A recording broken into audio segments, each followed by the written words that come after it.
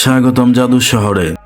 আজ আমরা ফিরব হাজার হাজার বছর আগের মিশরে, যেখানে মরুভূমির বালির ভেতর দাঁড়িয়েছিল এমন এক স্থাপত্য যা শুধু একটি বাড়ি ছিল না, ছিল ক্ষমতার প্রতীক, রহস্যের ভাণ্ডার এবং মানব সভ্যতার অন্যতম বিস্ময়, ফেরাউনের রাজপ্রাসাদ। চলুন শুরু থেকে শেষ পর্যন্ত আমরা খুঁজে দেখি এই রাজপ্রাসাদের গোপন ইতিহাস। মিশর সভ্যতার মূল কেন্দ্র ছিল নীল নদ। এই নদীর কূল ঘেঁষেই গড়ে উঠেছিল কৃষি, বসতি, বাণিজ্য এবং শক্তিশালী রাজত্ব। এই রাজত্বের শাসক ছিলেন ফেরাউন। ফেরাউন ছিলেন শুধু একজন রাজা নন, প্রজাদের চোখে তিনি ছিলেন দেবতার প্রতিনিধি। মানুষ বিশ্বাস করত ফেরাউনের নির্দেশ মানে দেবতার ইচ্ছা। তাই তার প্রাসাদ শুধু থাকার জায়গা নয়, বরং ছিল ধর্মীয় শক্তির প্রতীক, ছিল এক অলৌকিক কেন্দ্র যেখানে আকাশ আর পৃথিবীর সংযোগ ঘটত।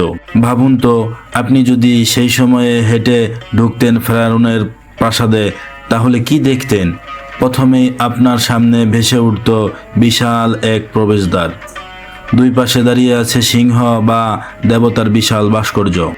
গেট পেরুলেই উঁচু প্রাচীর ঘেরা রাজপ্রাসাদ। দেয়ালে আঁকা রঙিন ছবি, যেখানে দেখা যায় যুদ্ধের দৃশ্য, কৃষকদের কাজ, দেবতাদের পূজা আর ফেরাউনের বিজয়গাথা। প্রাসাদের ভিতরে একের পর এক কক্ষ। একদিকে রাজকক্ষ, যেখানে ফেরাউন বসতেন সোনার সিংহাসনে। অন্যদিকে সভাকক্ষ, যেখানে উপদেষ্টারা সিদ্ধান্ত নিতেন। আছে ভোজন কক্ষ, যেখানে শত শত চাকর বাকর খাবার পরিবেশন করত। আরও আছে বাগান, যেখানে বিরল ফুল, ফল আর কৃত্রিম লেক ছিল। সবচেয়ে আকর্ষণীয় ছিল সিংহাসন কক্ষ। রত্নখচিত সোনার সিংহাসনে বসে ফেরাউন গ্রহণ করতেন দেবতার আশীর্বাদ আর প্রজাদের অনুগত্য। এই দৃশ্য ছিল রাজকীয় মহিমার আসল প্রতীক। প্রাসাদের ভিতরের জীবন ছিল একেবারে আলাদা। এখানে থাকতেন ফেরাউনের স্ত্রী, রানীরা, রাজপুত্র, কন্যারা, পুরোহিত আর উপদেষ্টারা। তাদের জন্য আলাদা আলাদা কক্ষ। সেবায় নিয়োজিত ছিল অসংখ্য দাসদাসী। উৎসবের দিনে প্রাসাদ ঝলমল করে উঠত, সোনার মশাল জ্বালানো হতো, নৃত্যশিল্পীরা নাচত, সঙ্গীত শিল্পীরা বাজাতো দেবতার গান। ভোজসভায় থাকতো নানা ধরনের খাবার, রুটি, ফল, মাংস আর মদ। কিন্তু সব কিছুর আড়ালে ছিল রহস্য। প্রাসাদের ভিতরে লুকানো ছিল গোপন টানেল, যেগুলো দিয়ে শত্রুর হাত থেকে বাঁচা যেত। কিছু টানেল নাকি গোপন কক্ষে যেত, যেখানে রাখা থাকতো মূল্যবান ধনরত্ন বা কখনো মমি। আজও প্রত্নতান্ত্রিকরা এই রহস্যের অনেকটাই আবিষ্কার করতে পারেনি। প্রাচীন মিশরের ইতিহাসে বহু ফেরাউন ছিলেন। তাদের মধ্যে কয়েকজন প্রাসাদ ইতিহাসে বিশেষ জায়গা করে নিয়েছে। প্রথমে আসি আখেনাতেন এর কথায়। তিনি নতুন এক শহর তৈরি করেছিলেন, আমারনা। এই শহরে ছিল সূর্য দেবতার মন্দির ও তার বিলাসবহুল রাজপ্রাসাদ। তার প্রাসাদে ছিল সূর্যের আলো প্রবেশ করার বিশেষ ব্যবস্থা, যা দেখলে মনে হতো দেবতা যেন স্বয়ং সেখানে উপস্থিত। তারপর আসি রামেসিস দ্বিতীয় এর প্রাসাদে। তিনি ছিলেন ইতিহাসের অন্যতম শক্তিশালী ফেরাউন। তার প্রাসাদ ছিল অসাধারণ, জাঁকজমকপূর্ণ। অসংখ্য দেয়ালচিত্রে ফুটে উঠেছে তার যুদ্ধজয় আর বীরত্বের। প্রাসাদের ভিতরে ছিল বিশাল ভোজসভা আর অতিথি কক্ষ, যেখানে বিদেশি দূতদের আপ্যায়ন করা হতো। এবার আসি তুতেন খামেন এর প্রাসাদে।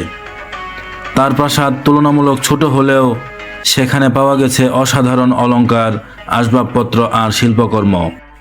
তুতেন খামেনের ধনভাণ্ডার আবিষ্কার আজও ইতিহাসের সবচেয়ে বড় প্রত্নতাত্ত্বিক বিষয়। কিন্তু প্রশ্ন হলো, এই প্রাসাদগুলো আজ কোথায়? সময়ের সাথে সাথে মরুভূমির বালির নিচে চাপা পড়েছে এই রাজপ্রাসাদগুলো। অনেক প্রাসাদ ধ্বংস হয়েছে শত্রুর আক্রমণে, অনেক ভেঙে গেছে প্রাকৃতিক দুর্যোগে। কিন্তু কিছু প্রাসাদকে নতুন ফেরাউনরা ভেঙে নিজেদের প্রাসাদ নির্মাণ করেছেন। তবুও বালির নিচে এখনও লুকিয়ে আছে বহু রহস্য। প্রত্নতান্ত্রিকরা প্রতিটি খননে নতুন কিছু আবিষ্কার করেছেন, মূর্তি, দেয়ালচিত্র, ধনরত্ন। বিশেষজ্ঞরা বিশ্বাস করেন অনেক গোপন কক্ষ আজও অজানা রয়ে গেছে, যেগুলোতে হয়তো লুকিয়ে আছে ফেরাউনের শেষ রহস্য। আজ সেই রাজপ্রাসাদগুলো পর্যটকদের কাছে অমূল্য ধনভাণ্ডার। প্রতিদিন হাজারো মানুষ আসে এই প্রাসাদ দেখতে। প্রত্নতান্ত্রিকরা এখান থেকে শিখেছেন প্রাচীন স্থাপত্য, ধর্মীয় বিশ্বাস আর জীবনযাত্রা সম্পর্কে। এগুলো শুধু মিশরের নয়, পুরো বিশ্বের ঐতিহ্যর অংশ হয়ে উঠেছে। ফেরাউনের রাজপ্রাসাদ শুধু ইতিহাস নয়, বরং মানব কল্পনা আর শক্তির প্রতীক। এগুলো প্রমাণ করে হাজার বছর আগেও মানুষ কিভাবে জ্ঞান, ধর্ম আর শিল্পকলার সমন্বয়ে এমন অমর নিদর্শন তৈরি করেছিল। আজকের মতো এখানেই শেষ। যদি ভিডিওটি ভালো লেগে থাকে তাহলে লাইক, শেয়ার আর সাবস্ক্রাইব করতে ভুলবেন না। আবার দেখা হবে জাদুর শহরের পরবর্তী ইতিহাস ও নতুন কোনো ভ্রমণে। ধন্যবাদ।